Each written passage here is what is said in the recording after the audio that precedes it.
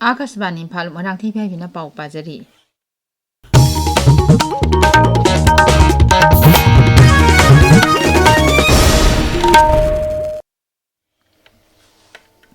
Imphal west जिला की high school मियाई चलबी नुपी अमबु तमथिना हालंबगी थौदोकता चेनबसिंग अथुबा मतमदा फाबिनबा high school volunteer organisation Imphal west की एसपी दा अइबा जेरोल पीदुना तक्सिनख्रे जेरोल अदुना हाई था असिगी 38 गी नुंथिल पोबोबता थोकिबा तमथिरबा थौदोक अदु था मखाई अमा फासिलकले थौदोक अदुना मरम ओइरगा मियामदा मी पाइबा पोहनबा मरम अमा ओइरी मरम अदुना थौदोक असिगी मतांगदा राज्य पुलिसना अकनबा मोंगदा थबक लोकतुना चेनबसिंग अथुबा मतमदा फाबियु मालेंगी अतै मफमसिंगदा पांथोकनबगु मणिपुरदसु ngasi वर्ल्ड स्ट्रोक डे की थौरम पांथोकनरी association of health care providers India Manipur chapter न सिंदुना एवरी मिनिट काउंट्स हाइबा हिरमदा पांथोकली थौरम असिगी सरुक अमा ओइना स्ट्रोक तौबदगी मतौ करमना ngakthokani हाइबगी मतांगदा मियामदा अवेयरनेस कयासु पीरी थौरम अदुदा अखंग अहिसिंगना हाइ स्ट्रोक तौबा हाइ हाइरिबा असि मियोय अमा हेक्तदा खंगौदना तौरकपा याय मतम चाना अमदि थेंगनरबदि मियोयबगी पुंजी कनबा ngami खेलो इंडिया की मनुंग चना निपुनिपान सुबा बटालियन सीआरपीएफ सिंधुना पांथोकपा जिरीबाम फुटबॉल टूर्नामेंट ngasiदगी जिरीबाम हायर सेकेंडरी स्कूल की सानाबुंगदा हौख्रे हौदोकपगी थौरम अदुदा जिरीबामगी एसपी प्रखार पांडे मरपु 3 सुबा बटालियन सीआरपीएफ की सीओ अमसुंग ऑल जिरीबाम स्पोर्ट्स एसोसिएशन की प्रेसिडेंट एस मनीतोन सरुक याखी टूर्नामेंट असिदा सीनियर की कांगलुपता टीम 9 जूनियर दा टीम 9 पुन्ना 13 ना सरुक यारी ngasi अहोबा मैच नमदाइलोंग यूथ क्लब ना कामरंगा खासीबु पांजल अमदा थोइखी प्रधानमंत्री नरेंद्र मोदी ने ngasi नुमिदांग वाइरम मुंबईदा पांथोकदबा इंडिया मेरीटाइम वीक 2025 दा सरुक यागनी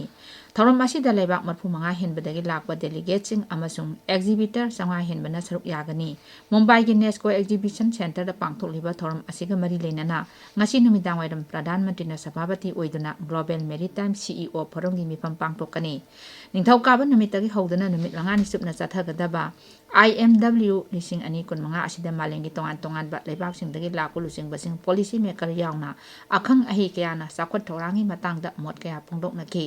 थौरंगी सरुक अमा ओइना green maritime inland waterways maritime safety and security cruise and passenger economy अमसुंग fortifying global supply chain की मतंगदसु खननेनबा मिफम कया पांथोकली प्रधानमंत्री नरेंद्र मोदी ने हयेंग नमिनी की खोंचत गुजरात चटकनी खोंचत असिगी मनुंगदा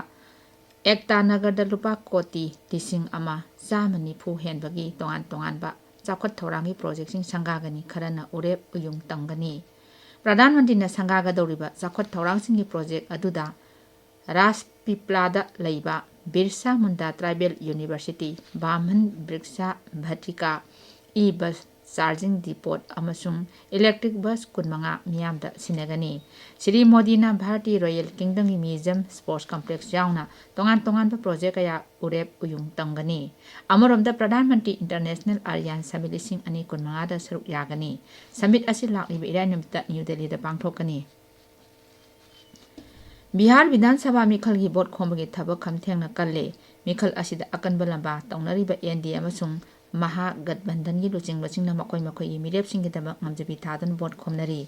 बीजेपी की लुचिंगबा मदि केंद्र की मंत्री अन्नपूर्णा देवी ने हाई मिचम मियामगी दमक थोपग लोइनना थबक तौरिबा एनडीए सरकार असिबु मियामना सौगतपा पामली मियामना प्रधानमंत्री नरेंद्र मोदी अमदि राज्य असि मुख्यमंत्री नीतीश कुमार दा अजेतपा थाजबा थमली साइप्रस की मपान थौरम मंत्री कॉन्स्टिट्यूनोस कॉम्बोस नुमित हुमनी की भारत खोंचत ngasi न्यू दिल्ली दा थुंख्रे श्री कॉम्बोस ना ngasi नुमिदांग वाइरम गांधी स्मृति दा चतुना महात्मा गांधी की मफम दे इकाय खुनबु उटकनी हयेंग श्री कॉम्बोस ना मपान थौरम मंत्री डॉक्टर एस जयशंकर उनदना वाफम कया खनगनी लोइनना Indian council world affairs ICWA ना सिंदुना हयेंग पांथोकदबा 25 सुबा सप्रू हाउस लेक्चर दा साइप्रस की लुचिंगबा सिना वांगांगनी नोंगले नुसित मोन्थान आंध्र प्रदेश लम हेक्टर 94 रोमदा थाबा मही मरोंसिंग अमांग अता थोअनख्रे नोंगले नुसित अदु ngarang नुमिदांग अथेंगबदा आंध्र प्रदेश की मछलीपट्टनम अमसुंग कलिंगापट्टनम दा यौरकपगा लोइनना पुंगदा किलोमीटर 40 की चाम हेना यांगबा मफम कयादा सिटखी नोंगले नुसित मोन्थान आंध्र प्रदेश की श्री काकुलम विजयनगरम विशाखापट्टनम अनाकापल्ली नेलोर कोनासीमा अमसुंग काकीनाडा जिला दा चावना अमांग अता थोअनखी पाउ लोइजरे।